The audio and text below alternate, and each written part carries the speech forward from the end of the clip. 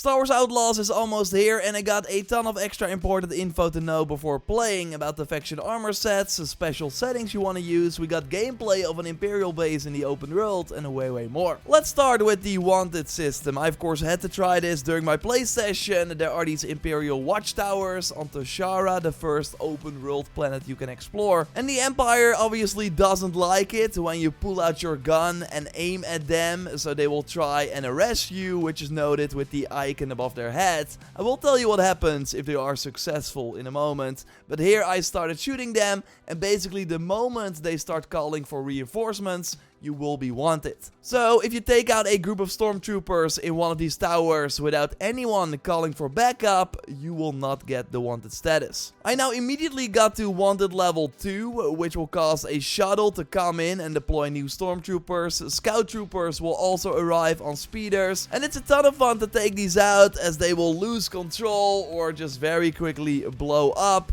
And I'm not sure if they did it for lore accuracy, but these scout troopers are very stupid. Like this one here crashed into the tower, or during a chase, they will just randomly hit a rock, as we see here in footage from the gaming vault. As your wanted level rises, new Empire ships will come to deploy even more stormtroopers, and it seems like they will also set up roadblocks, so they can more easily capture you. Now it does seem that if you ride around on your speeders, stay off the roads, that you can lose them pretty quickly. But if you do engage further, you'll at one point reach the highest wanted level, which is 6, and then you get a message that a manhunt has been launched. A new objective will then show up saying reach the death troopers. It's overall pretty strange, but this implies of course that we have to go to these more challenging enemies instead of them hunting us. So the gaming vault went to the death troopers, who had now set up camp on the planet. When you get close, your objective switches to having to acquire the officer's key card, which you do by killing the officer nearby. Then you want to find a computer in a tent with your face on it, interact with it, and that will likely remove your full wanted status. The problem is though that you have to be out of combat in order to access the computer, so sneak around or take out all the death troopers in the area, and that seems almost impossible this early in the game, as they can take a ton of hits. Now the gaming vault was able to succeed by using the adrenaline rush ability, where you slow down time, mark enemies, and deal a ton of damage. Pro tip by the way, this ability also lets you shoot through shields from certain enemies. There will be upgrades you unlock later on for your blaster that also lets you deal more damage, which will come in handy. And from an expert mission or the main story, you will get the electro shock prod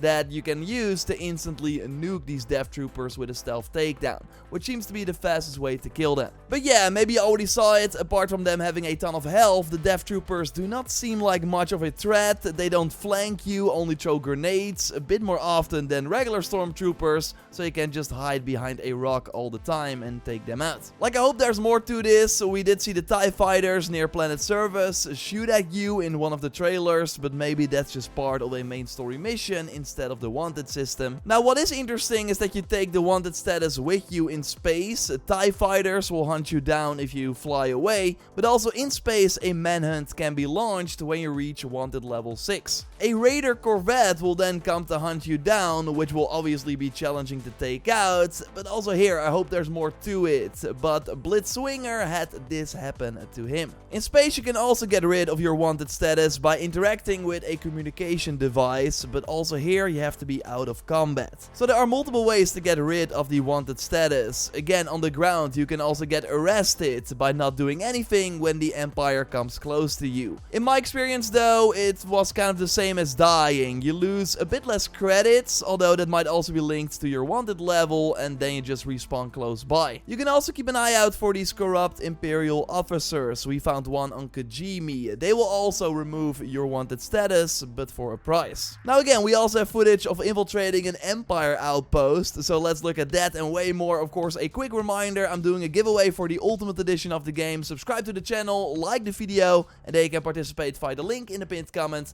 I will reach out to the winner before launch. One thing you've maybe noticed in all the gameplay is that there are many mini games to lockpick a door, for example, or interact with terminals. Well, good news, you can completely turn them off if you want. So during my play session, I tested this, of course, and it still lets you zoom into the lock, but instead of having to time your presses right to fit the rhythm of the lights, I now just randomly use the trigger and the lock would automatically open. So the game will continue while lockpicking, meaning enemies will be able to shoot you while you are in the process of opening a door. So it does create this tension in the gameplay, but I do think that at one point this minigame will get annoying, so then it's nice that you can turn it off. On Reddit we got Tavir40 who shared this image of the gameplay experience settings, where we see the many things you can change, but trust me, in the demo I played there were even more options. But yeah, we see the wanted difficulty. The higher this is, the more difficult it will be to escape the Empire. And yes, it's also noted that you can change the galactic street food difficulty, and this should be a quick time event type of minigame, seemingly between K and Nyx, but we have not seen this in action yet. Now Nyx is of course super handy in combat and stealth, but you also want to pay attention to your body outside of a fight, because sometimes he will make a sound. K will make a remark about this as well, and if you then follow the little creature, you will go to places that you otherwise likely would have missed. This resulted in some fun platforming, and you always end with a nice view, where you can then, for example, use the photo mode to take a shot. But you will also find a treasure at the end of these, and you can exchange these treasures at a special Nyx treasure trader in the Mirogana market for outfits that your little companion can then wear. But outfits for K are of course way more exciting, and on Twitter a Ubisoft developer retweeted a post by Raven who shared an outfit inspired by Sabine from Ahsoka and Star Wars Rebels. Now, as sadly expected, no helmet, but the Mandalorian kinda chest piece under the jacket is kinda cool. You also get a colorful skin for your blaster, but more interesting are the set bonuses on these faction armor sets. So I wanna quickly go over all of them, and this can help you decide who to befriend first, because you unlock these after reaching the highest status with any of the syndicates. So for Sabine armor, you have to reach the highest reputation with the Hot Cartel. You then greatly increase adrenaline gains when defeating enemies with grenades, so they can do that slow down time attack ability more often, and when you then defeat enemies with this, which happens almost all the time, you gain one new grenade for each enemy killed. So a really powerful combo. Going for the Crimson Dawn gets you an outfit inspired by Kira, who we of course already saw in the trailers, sadly without the hood, but it overall does look kinda similar on K.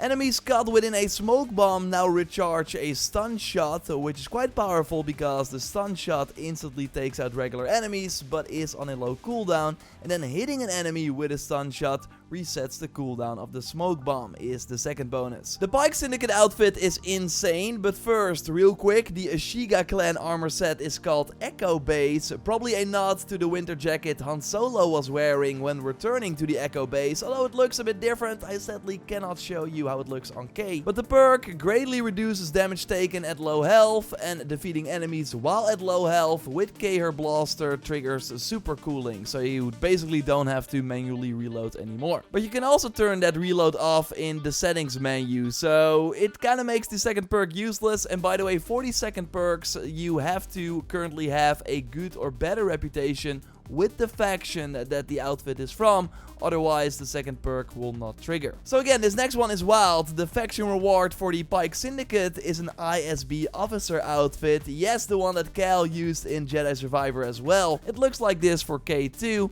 and the perk is crazy. It increases the ability to avoid detection by Imperials, and for the second perk it says lose wanted levels significantly faster. So this kind of sounds like cheating, because there will also be main missions where you will encounter the Empire, and if you can just walk past them, that would of course be pretty wild. And this should also make infiltrating the Empire outpost in the open world easier. Gaming Trend has gameplay of this, and to be honest, it looks pretty cool, as you can also explore the inside of the pretty large base. There are these alarms that if you get too close, they will trigger, stay in the area for too long, and you will be wanted, and the whole camp will go after you. Also here, the player reaches wanted level 6, so the Death Trooper squad gets called in, but again, they seem to stay in that one spot because the distance to them does not change while K stays in the camp. it really seems that they are not hunting you down. So in the outpost there are alarms you can disable, pretty regular Ubisoft stuff, but cool in a game like this, while the other syndicates will of course have their own outposts that we can infiltrate.